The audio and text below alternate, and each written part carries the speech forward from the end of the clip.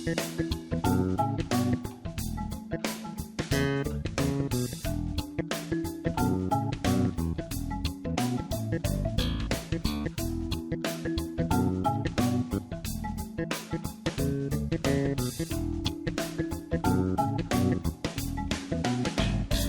dos primeros temas, los dos primeros viernes, ¿no es cierto?, hicimos una introducción hacia las relaciones interpersonales y fijamos una base que rige todas nuestras relaciones y en realidad rige toda nuestra vida: amor a Dios y amor al prójimo, ¿no es cierto?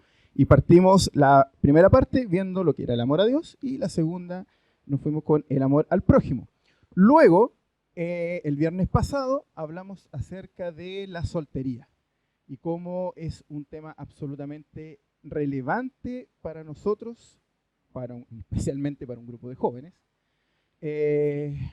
pero es un tema que al Señor le importa mucho, porque también eso habla de la manera en que nosotros vivimos. Y la Bedita nos estuvo exponiendo sobre la soltería desde una perspectiva bíblica. Ok. Entonces, yo ahora me voy a tomar 4 viernes seguidos. Vamos a hacer una miniserie dentro de esta serie. Y vamos a abordar un tema que es uno, pero lo vamos a dividir en 4 partes, que es amistad, compromiso y matrimonio.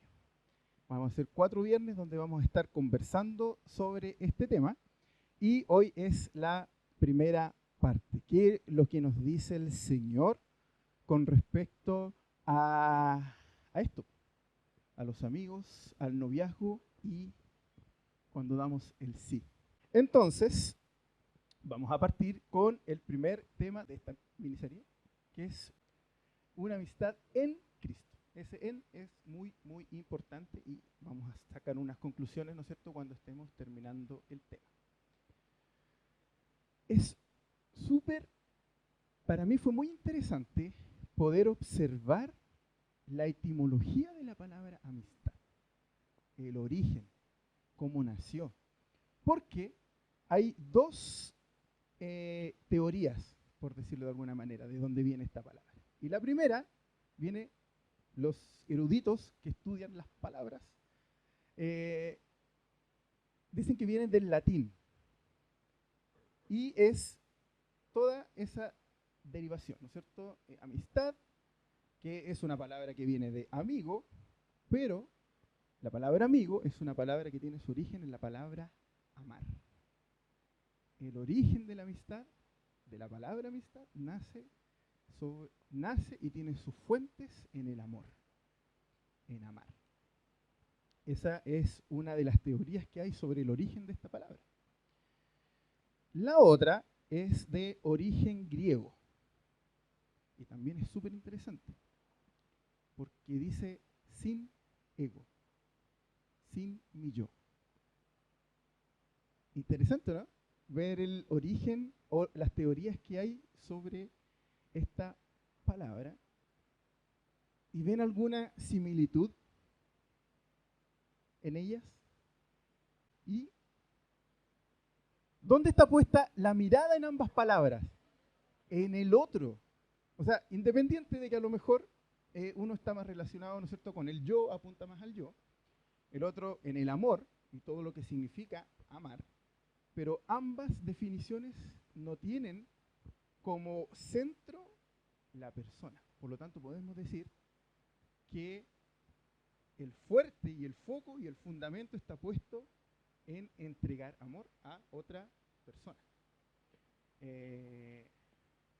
Se define como amistad a una entrega de afecto, cariño, amor desinteresado hacia otra persona. Yo lo remarqué y reforcé el mensaje con alguien que no sea yo.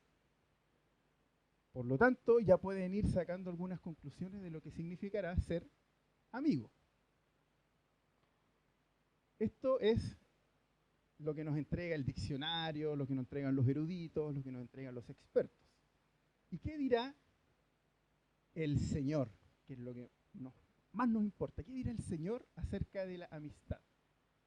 Y hay un libro muy interesante en la Biblia que se llama Proverbios y nos tira algunos versículos para que podamos ver si tienen alguna relación con la palabra amistad. ¿Qué dice la Biblia? Eso es lo que dije recién. Proverbios 17:17 dice, en todo tiempo ama el amigo, para ayudar en la adversidad nació el hermano. Amigo, amistad, muchas veces se entrecruzan esas palabras con prójimo, hermano. Son palabras también que, dependiendo del contexto, actúan como sinónimos de la palabra amistad. En todo tiempo ama el amigo. El amor, nuevamente, como base. Para ayudar en la adversidad nació el hermano. El otro como foco y no yo. Proverbios 18:24. Vamos a ver algunos textos que nos dice Proverbios. Hay amigos que llevan a la... y hay amigos más fieles que un hermano. ¿No es cierto? Podemos ver estas definiciones que nos va entregando la Biblia, muy prácticas por lo demás y muy cercanas a nosotros, acerca de la definición de un amigo. El bálsamo y el perfume alegran el cucharón. Los consejos del amigo alegran el alma. ¿No es cierto? Siempre el amigo con el foco en la otra persona. Y el último.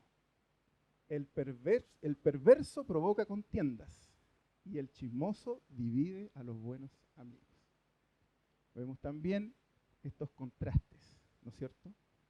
Porque, voy a volver un poquito para atrás, si nosotros tenemos ya una definición un poco más amplia ahora que vemos un poco el significado más académico y vemos lo que las escrituras también nos dicen acerca del amor, que es una entrega hacia el otro. No está puesta la mirada en mí, está puesta la mirada en el otro. Por lo tanto, yo debería preocupar, yo ser un buen amigo, y no exigir del otro. Es lo que nos va entregando la definición de esta palabra. Entonces, si la amistad es una entrega de afecto, cariño, de un amor desinteresado, ¿qué será la enemistad? Es pensar en uno, ¿no es cierto? Es provocar contiendas, no es entregar precisamente amor. Y vamos a ver una historia el día de hoy. Vamos a revisar una historia de amistad. A lo mejor algunos ya pueden sacar alguna conclusión de quién estamos o de quién vamos a hablar. Vamos a hablar de David y Jonathan. Y vamos a sacar algunos principios y vamos a ir aplicando también a nuestras vidas sobre lo que significa el amor. Son capítulos, no son versículos, son capítulos. Por lo tanto, no vamos a leer los capítulos acá, pero sí vamos a ir rescatando partes para ir conversando sobre este tema. Pero la invitación es a que ustedes lo puedan leer y puedan también orar si el Señor a lo mejor los hace reflexionar o toca sus corazones con algún tema en particular. Estos son los protagonistas de esta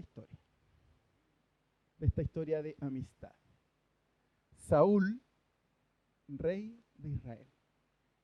Saúl fue el primer rey que estuvo Israel. Después que el pueblo sale de cautiverio, ¿no es cierto? Estaba como esclavo el pueblo de Israel, salen libres, un poco permeados por la cultura en la que se encontraban. El pueblo le exige un rey a Dios. Y Dios le dice a Samuel, le dice, ok, dile al pueblo que yo les voy a dar un rey. Y ese es el rey que Dios le entrega al pueblo de Israel. Saúl tuvo 4 hijos y el mayor de ellos era Jonatán, no sé cómo lo quieran pronunciar. Era el hijo mayor, por lo tanto, heredero directo al trono de Israel, ¿no es cierto? Él era quien iba a quedar como rey una vez que su padre no estuviera. Y luego tenemos a David, un valiente pastor de ovejas. Y la historia transcurría bastante bien. En un principio Saúl era un buen rey, se consideraba una persona que seguía muy fielmente la ley del Señor y que amaba mucho al Señor. Ganó muchas batallas, pero su vida empezó a tener un declive principalmente espiritual y moral. Y ese rey, que adoraba mucho a Dios, se llegó a permear tanto con sus propios deseos, que incluso para ganar algunas de sus batallas llegó a consultar muertos. Ya Dios no era su principal fuente de conocimiento ni de ayuda. Saúl se pervirtió por completo. Y este rey que ganaba muchas batallas tuvo un pueblo enemigo clave, al cual no pudo derrotar en su batalla final, y que eran los filisteos. Llegan los filisteos con un gran guerrero que se llamaba Goliat, que aparecía siempre frente al campamento judío a desafiar al pueblo de Israel. Y nadie, ningún soldado con años de entrenamiento tenía el valor de desafiar a este poderoso guerrero llamado Goliat, que era un gigante. Pero vino un pastorcito y él dijo que si el Señor le daba la fuerza, él podía vencerlo. Y así fue. Y venció a Goliat. Y ahí se generó una amistad entre Saúl y David. Pero ese mismo hecho fue generando también la envidia del rey. Pero en ese mismo instante, cuando llega David frente al rey a contar lo que había hecho y a darle la gloria al Señor, nace una amistad que se consolidó y se fortaleció hasta el último de los días que ellos pudieron estar juntos, y que es la amistad entre Jonatán y David. El que David fuese tan obediente al Señor generó este hombre que venía en declive moral y espiritualmente, empezó a generar la envidia del rey. Y empezaron a pasar cosas que empezaron a fomentar mucho más esta rivalidad. Como por ejemplo que David ganaba casi todas sus batallas, o de hecho ganaba todas sus batallas, y el pueblo empezó a cantar cosas como Saúl mató a 1000 y David a 10.000. Miren, o sea, están ahí frente al rey Saúl, Saúl mató a 1000 y David a 10.000. David empezó a ganar el respeto del pueblo como,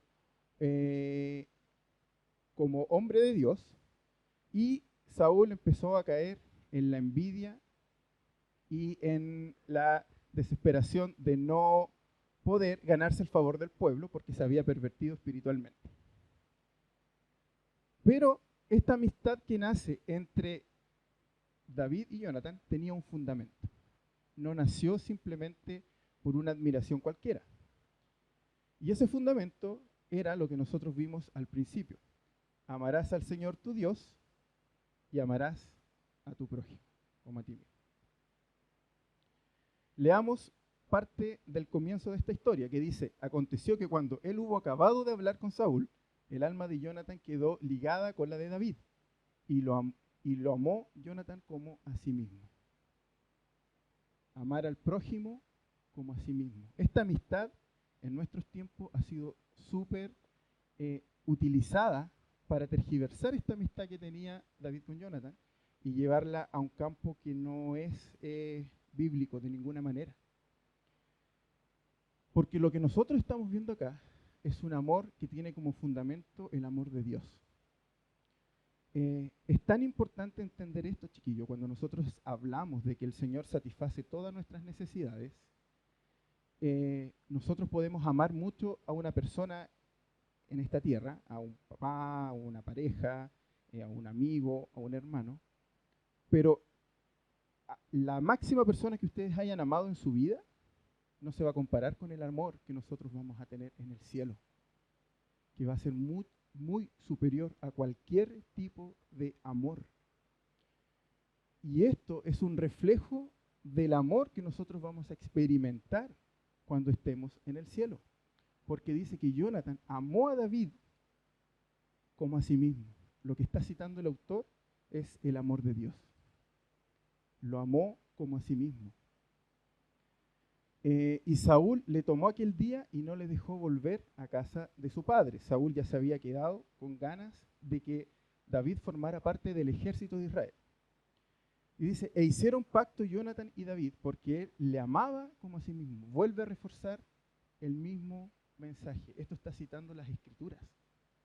Cuando nosotros queremos entender la amistad y la fortaleza que tenía el amor de Jonathan y David, tenemos que ir a la Biblia. La pregunta es, ¿qué sostienen nuestras amistades el día de hoy? ¿Tenemos como base el amor de Dios? ¿O es otro tipo de fundamento el que está ligado a nuestras relaciones? Y Jonathan se quitó el manto que llevaba y se lo dio a David y otras ropas suyas hasta su espada, su arco y su talabarte. Fue tanta la admiración, porque esto nace del contexto que David está dando un discurso sobre lo que fue su batalla. Y fue en ese momento donde Jonathan quedó absolutamente admirado de la valentía, porque David en todo el discurso le daba la gloria al Señor. Pude hacer esto por la gloria del Señor. Vencimos porque Dios siempre. Y Jonathan vio algo especial en David.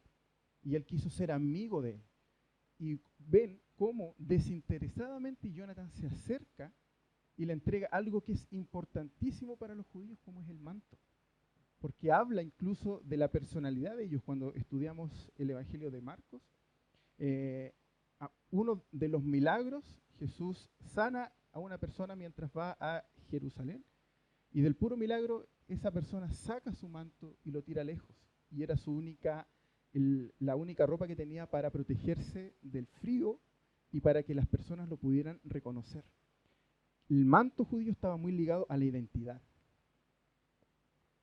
Jonathan se quitó su manto, se lo da a David, ya lo hace parte de su familia, de su identidad, sus ropas, y qué más importante para un guerrero que su armamento, que las armas con las que él pelea. Le entregó su amistad absolutamente por completo. Y salía David a donde quiera que Saúl le enviaba y se portaba prudentemente. Fíjense la lealtad de David hacia Saúl. La envidia que sentía Saúl era absolutamente infundada, porque la Biblia nos remarca que él se portaba prudentemente frente al ejército de Israel y frente al rey que estaba gobernando en ese momento. Y lo puso Saúl sobre gente de guerra y era acepto a los ojos de todo el pueblo y a los ojos de los siervos de Saúl. ¿Qué cosas rescatamos de acá? Chiquillos, cuando nosotros hablamos de relaciones interpersonales, ¿no es cierto?, de la forma en que nosotros interactuamos, lo primero que nos muestra esta amistad es qué es lo que fundamenta o sobre qué está construida mi amistad. Si mi amistad con alguien está construida o está fundamentada en algo que no sea el Señor, de partida va a ser perecedero, y en segundo lugar va a estar cimentada en cosas que nos van a hacer desvirtuar el verdadero significado de la amistad, que tiene que ver con amar. A veces podemos llegar a decir, es que no me pescan, es que no me vienen a ver, es que no me hacen esto. Ese tipo de relación es una relación que no está fundada en el amor, porque el Señor pone primero la vista en yo tomar esa responsabilidad de amar desinteresadamente a otra persona. El fundamento es Cristo y la motivación es el amor. ¿Qué amor? El amor ágape, el amor que viene de Dios, que es para Dios.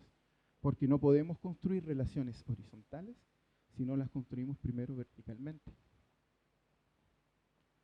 La entrega, absolutamente, la entrega hacia un amigo. Si usted quiere ser un buen amigo, si usted quiere formar una relación de amistad sólida, revise la Biblia, porque va a encontrar principios que lo van a ayudar a establecer relaciones profundas, no relaciones basadas en cosas que perecen. Y esto es importante para que ya lo vayamos pensando. ¿Seré un buen amigo? Cuando alguien que me considero un amigo me necesita, ¿realmente estoy? ¿O es una relación más bien utilitaria? Porque no nos está mostrando esto el Señor. Nos está mostrando todo lo contrario, de nosotros dar y de nosotros entregarnos desinteresadamente por el otro. Entonces, el primer concepto es: un amigo sabe cuál es la base de su amistad. Segundo punto, un amigo es un pacificador. Un amigo busca la paz. Un amigo busca tener la paz de Cristo. Recuerdo que en el verano estuvimos estudiando Filemón. Y ahí estaba, ¿no es cierto?, Filemón y Onésimo, su esclavo, estaban peleados. Onésimo había arrancado, no era cristiano. Onésimo conoce a Pablo, se convierte y Pablo le dice que vuelva. Él le dice que no porque está peleado con su amo.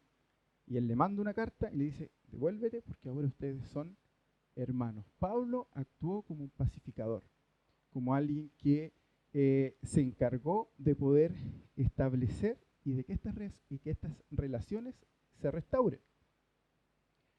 Un amigo es un pacificador.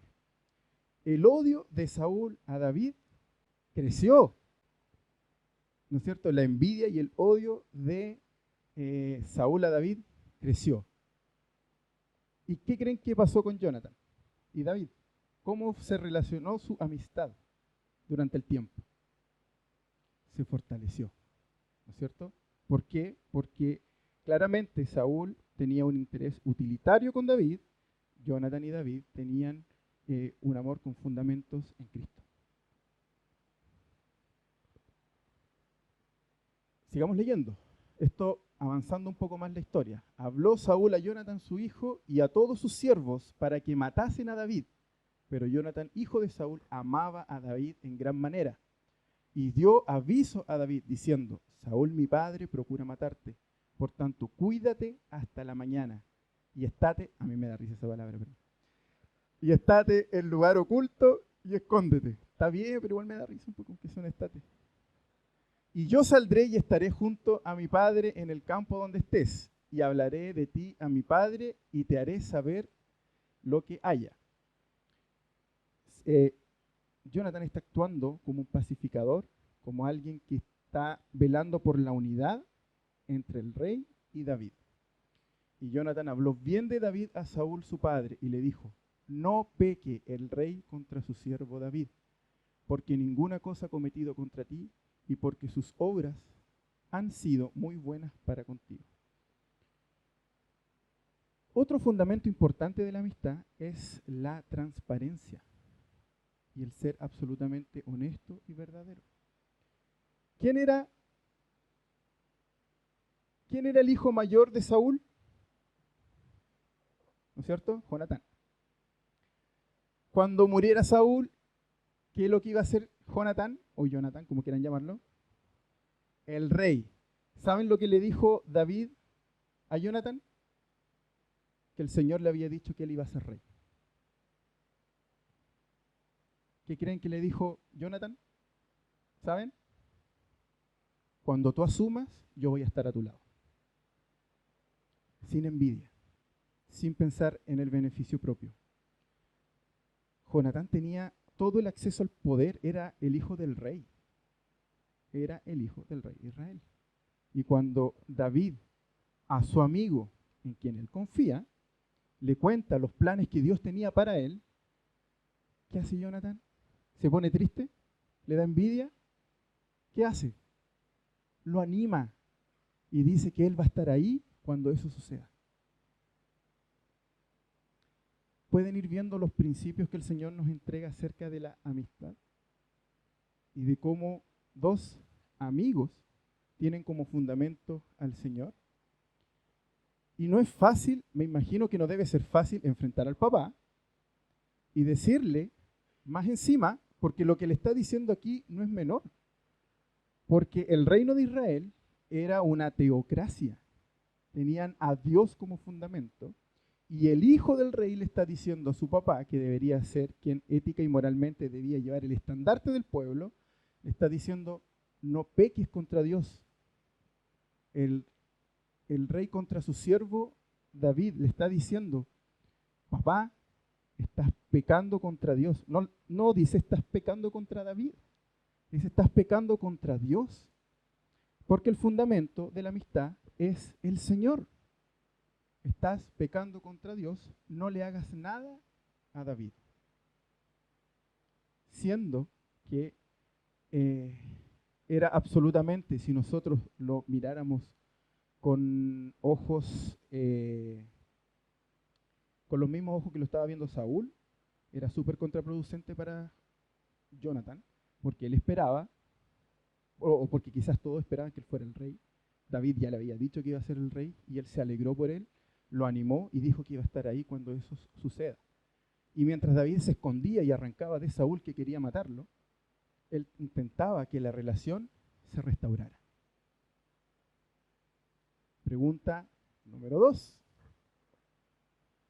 ¿Somos pacificadores con nuestro entorno o con nuestras relaciones? ¿O nos da absolutamente lata meternos en problemas ajenos? Es que están peleados, así, pero ¿para qué me voy a meter? Deja que ellos arreglen sus problemas. No. Y ustedes pueden seguir leyendo como el papá, como Saúl intenta agredir a Jonathan cuando él, en un intento más por restaurar la relación, le tira una lanza. Estaba dispuesto a poner la vida para que esa relación se restaurara. Pero no simplemente por David, porque Jonathan siguió peleando por Israel y no se fue del lado de su papá. Pero no por validar los pecados de su padre, sino porque él sabía que estaba sirviendo a Dios. Pues él tomó su vida en su mano y mató al filisteo. Le está contando, ¿no es cierto?, las cosas que hizo David y que Saúl no pudo haber hecho. Y Jehová dio gran salvación a todo Israel. Tú lo viste y te alegraste. ¿Por qué pues pecarás contra la sangre inocente, matando a David sin causa? Todo lo que tenía Saúl era pura envidia. Pura envidia.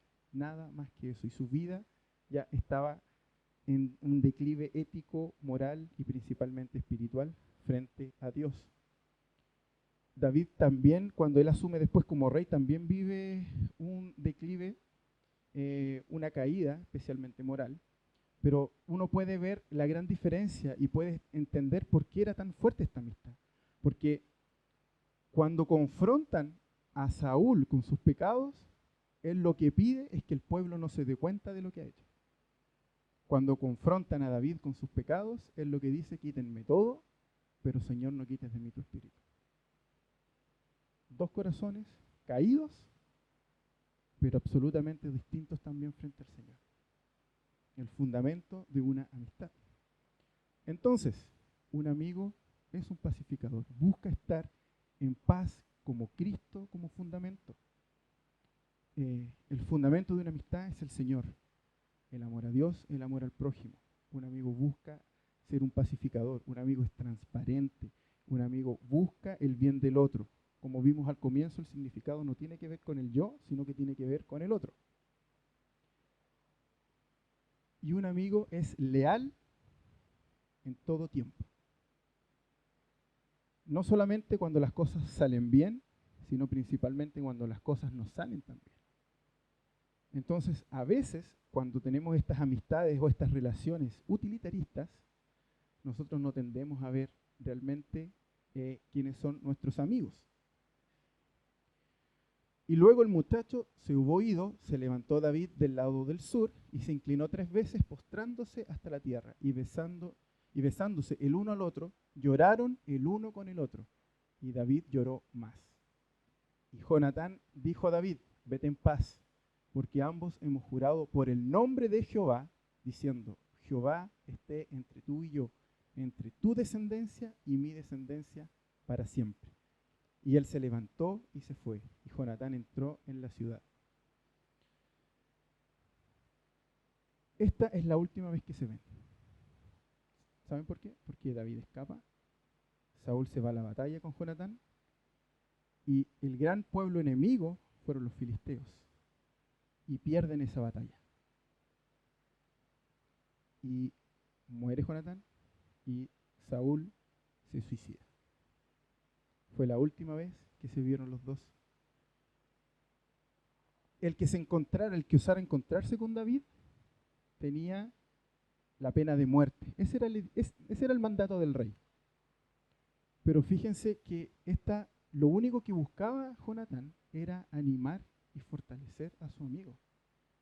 No buscó nada más que fortalecer a su amigo en un tiempo difícil, en un tiempo de dificultad. Porque un amigo es leal. Porque no tiene que ver con lo que me dan, sino con lo que yo entrego. Cuando mi vida está como fundamento en Cristo. Poniendo en riesgo su vida, busca alentarle. Y dicen que esta amistad va a ser tan fuerte que estará incluso entre su descendencia, entre los hijos de ambos.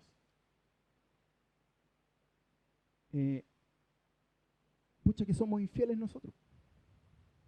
Somos súper infieles.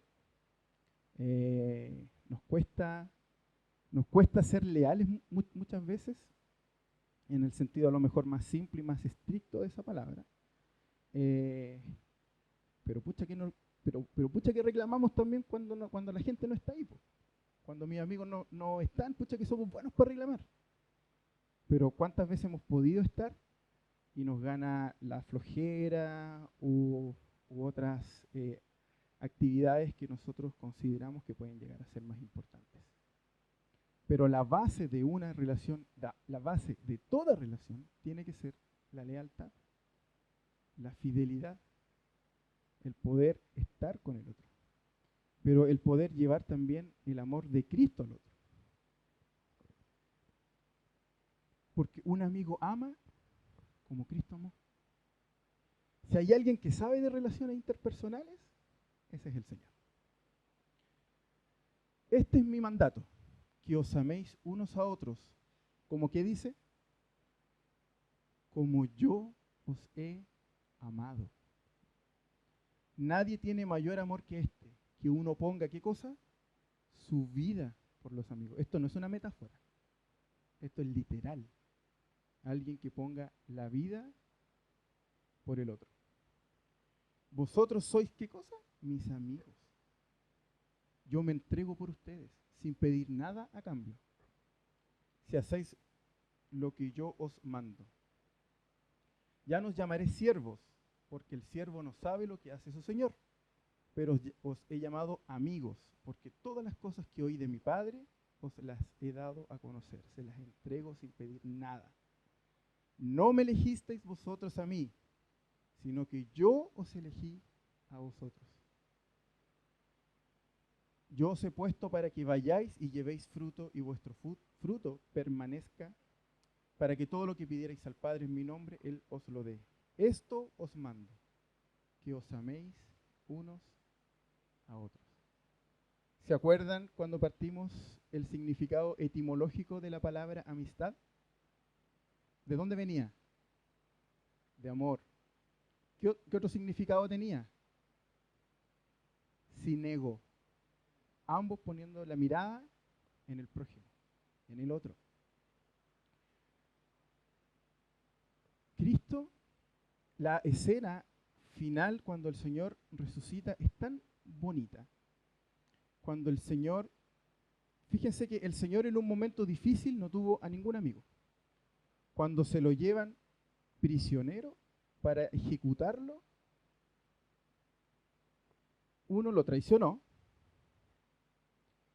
uno de sus amigos que estaba en su círculo más cercano lo negó, y el resto de las personas con las que él compartió durante 3 años, ¿qué es lo que hicieron? Arrancaron y se escondieron. Esos son los amigos por los que Jesús se desgastaba. Pero cuando el Señor resucita y se le aparece a las mujeres, les dice, llama a mis discípulos y a Pedro. El Señor no guardó rencor. Nosotros podemos ver cómo el Señor exhortó a Pedro, incluso públicamente, y lo reprendió con firmeza. Y después le decía, Pedro, ¿me amas? Porque un amigo es transparente, un amigo busca el bien del otro, Un amigo no va a discutir con un amigo simplemente por desahogarse. Un amigo va a exhortar a su amigo porque quiere el bien del otro. Es la base de toda relación. Y no es por eso que arbitrariamente partimos esta miniserie dentro de la serie con la amistad, porque es el fundamento de lo que viene también. De que la posición no está puesta en mí, sino está puesta en lo que Dios ha hecho en mi vida y está puesta en lo que el Señor me pide que haga con mi prójimo. El fundamento es Cristo. Por eso que el título es Una amistad en Cristo. Porque ese es el fundamento de toda relación.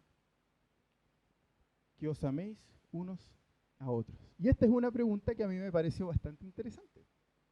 Que es, ¿podré tener, si el fundamento de toda amistad es el Señor, ¿podré tener amigos inconversos?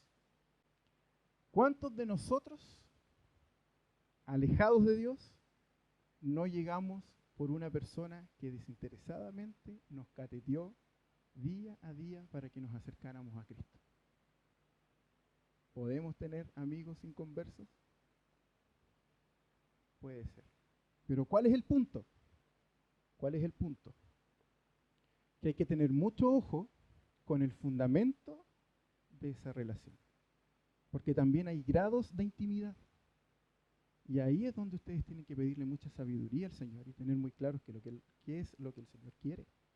Porque claramente yo puedo mostrar amor desinteresado por mis compañeros de trabajo. ¿Lo puedo hacer? Claro que sí, porque yo me acerco y puedo comportarme como un amigo frente a ellos.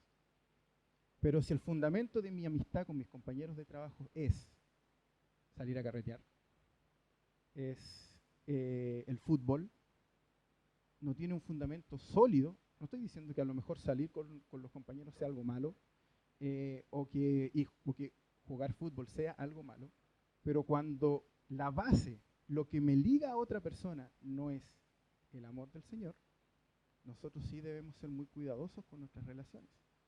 En el primer tema nosotros hablamos cómo Dios pide exclusividad. El primer mandamiento es: no tendrás dioses ajenos delante de mí. Y como eso habla de las sociedades y de las relaciones íntimas. ¿Yo puedo comportarme como un amigo frente a un inconverso? Claro que sí, y tengo que hacerlo. Tengo que mostrar amor desinteresado para que se acerque al Señor. Y para que, si están los planes del Señor y Él pone fe en ellos, podamos establecer una relación ya de hermanos, como familia en Cristo. Pero ojo también con esas relaciones que se fundamentan en cosas que no es el Señor. Por eso que debemos ser muy sabios cuando nosotros escogemos o buscamos amigos y por qué estamos buscando ese tipo de relaciones. Y esto, ¿no es cierto?, se proyecta a cosas que también parten como una amistad o con una sencilla amistad. Recuerda tu fundamento. Tú, antes que cualquier cosa, eres hijo del Señor, hija del Señor. Por lo tanto, no puedes perder esa perspectiva. Si tú consideras a un compañero de trabajo como un amigo y quieres tener un amor desinteresado hacia esa persona porque encuentras que es un buen papá, qué sé yo, pero si esa persona o ese amigo te dice: oye, ¿sabes qué? ¿Por qué no maquillamos un poquito las cifras de venta? Maquillémosla un poquito, si total. ¿Cuál debería ser nuestra respuesta? Que no, porque nuestro fundamento es el Señor. Entonces, nosotros tenemos que tener ojo dónde está el fundamento de nuestras relaciones para poder establecer relaciones con otras personas. Recuerda el fundamento. Una amistad en Cristo. Un amigo sabe cuál es la base de su amistad. Ustedes lo saben y saben a quién deben acudir. Un amigo es un pacificador. Siempre busca el bien del otro. Siempre busca que las relaciones se puedan arreglar, se puedan restablecer, se puedan restaurar. Un amigo es leal, es transparente, está en todo tiempo, está cuando se le necesita, no busca nada de vuelta, siempre da. Y un amigo ama como Cristo amó. Cristo fue la máxima muestra de amor, Él dio su vida. Y esto construye todas las relaciones que se van generando en nuestra vida. El Señor tuvo relaciones mucho más profundas con sus discípulos que con otros, pero eso no significó que Él no los amara. El amor es para todos, y nosotros debemos también aprender a amar, incluso como amó el Señor a aquellos que no le retribuyeron ese cariño. Eso, chiquillos, vamos a orar al Señor y le vamos a pedir por nuestras relaciones y por todo lo que ha hecho en nuestra vida. Señor, te damos gracias por poder escuchar tu palabra, Señor, por poder conversar acerca de estos temas que son importantes, como es quizás poder a lo mejor repasar o poder establecer los fundamentos de lo que significa ser un buen amigo. Porque tú eres la base, Señor. El amor a ti es la base de toda relación que se proyecta, Señor, con el amor al prójimo. Porque ¿cómo vamos a amar a alguien, Señor, si no te amamos a ti? Eso no es un amor genuino, Señor. Ayúdanos a entender que no tiene que ver con nosotros, que nosotros debemos procurar ser buenos amigos y no pedir de vuelta, Señor, para llenar quizás vacíos que hay en nuestra vida. Señor, cuídanos de tener relaciones utilitarias, que no estén basados, Señor, o que no estén fundamentados en la relación que tú tuviste, Señor, o que tú tienes con nosotros. Señor, ayúdanos porque no es fácil, porque los deseos de nuestra humanidad, Señor, son siempre hacer lo que nosotros queremos, poder sacar quizás el mayor provecho de las cosas sin mirar consecuencias. Señor, que nuestro deleite y quien nos llene, Señor, seas tú y no una persona. Señor, te damos gracias por todo lo que tú haces por nosotros, porque te amamos, Señor, porque sabemos que tú nos corriges. Y ayúdanos también, Señor, a ser pacificadores, a ser leales, a ser transparentes, Señor, a poder amar sin condición, Señor, tal como tú lo hiciste, Padre. Porque ese tipo de amor, Señor, es lo que construye relaciones profundas, no basada en cosas que perecen, en cosas, Señor, que no son eternas. Y te damos gracias, Padre, porque creemos y tenemos la absoluta convicción de que cuando estemos contigo reinando eternamente, vamos a experimentar un amor entre nosotros, Señor, quizás nunca hemos experimentado antes. Porque ese es el fundamento, Señor, eres tú. Tu amor, no lo que nosotros podemos esperar. Te damos gracias, Señor.